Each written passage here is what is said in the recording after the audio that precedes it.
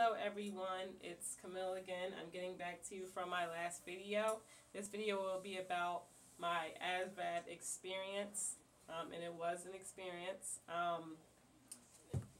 Mainly this video is for anyone who is interested in learning, what to do after they've decided they want to join the Navy. So if you have, come to terms, this is what I want to do, this video will be helpful to you.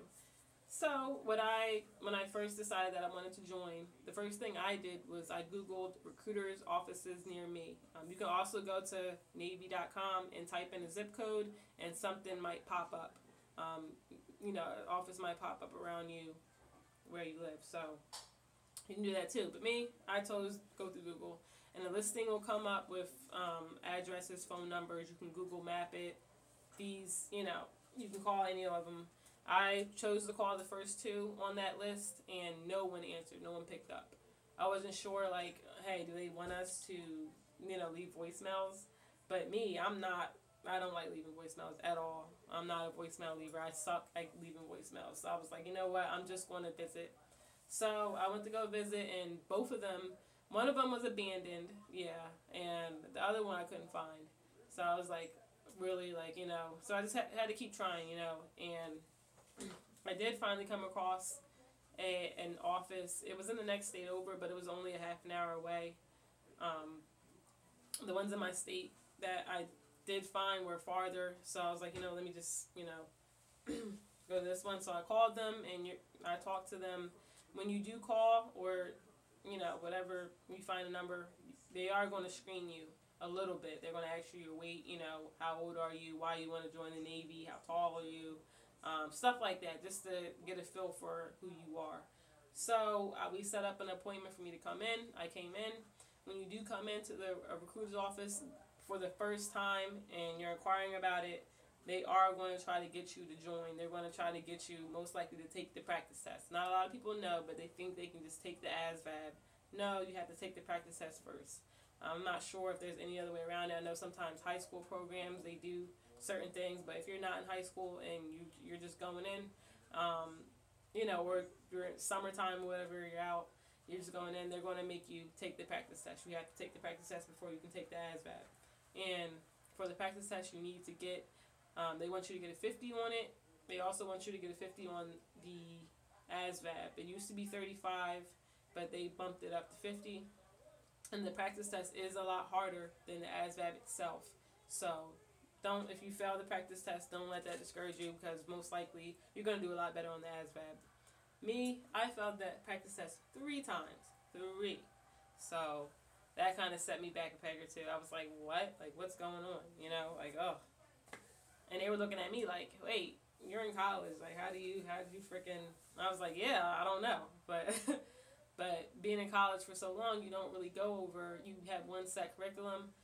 Besides your first year of Gen Eds, and in my Gen Eds, God, I can't even. In that first year, I only had like 1 math class, and I had like another one, and that was it. So pretty much I hadn't studied math since high school. So, I brushed up on it a little bit, but I wasn't really trying because I had other things going on. I was in college, it was finals week, and I had other things going on. I couldn't really dedicate my full time to studying for the ASVAB. So I only studied a little bit. When I took it again, I failed again. So mad.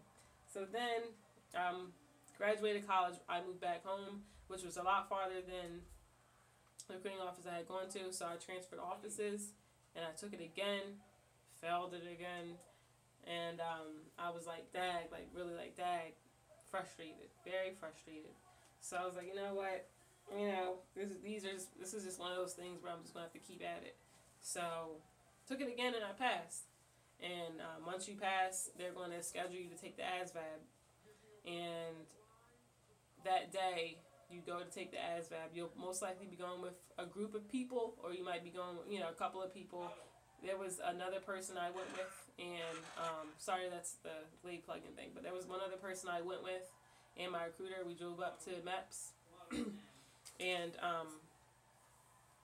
we went there. You get processed in, and you can't have anything on you when you go to take that test, except your social security card and your license. So don't bring any, crazy things with you. Make sure that day you eat before you take the test. One girl threw up while I was taking the Asvab right across from me, chunks of everything all over, while I'm trying to take the test. I'm just like, I was a little like, because you can tell she was very nervous.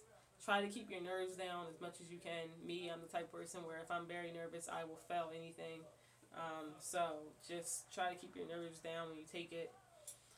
And that day, I think that was it. In my MEPS video, I'll talk about what happened after I passed the ASVAB. You go to a hotel, all this other stuff. I'll talk about that in my MEPS video. But mainly that's it for this one. You find out you want to join, look up a recruiter's office near you, brush up on your math, you take the practice test, you sign up for ASVAB. Make sure after you take the practice test that you don't fall short on your math just because you passed it. Continue to brush up on your math, and don't underestimate anything until continue to be on it until you pass that ASVAB. So, yep. If you have any other questions or comments, just, comment below, message me. Hopefully this video was helpful to those who don't know what to do once they've decided. I have usually, those couple of people who don't know what to do. So, yep.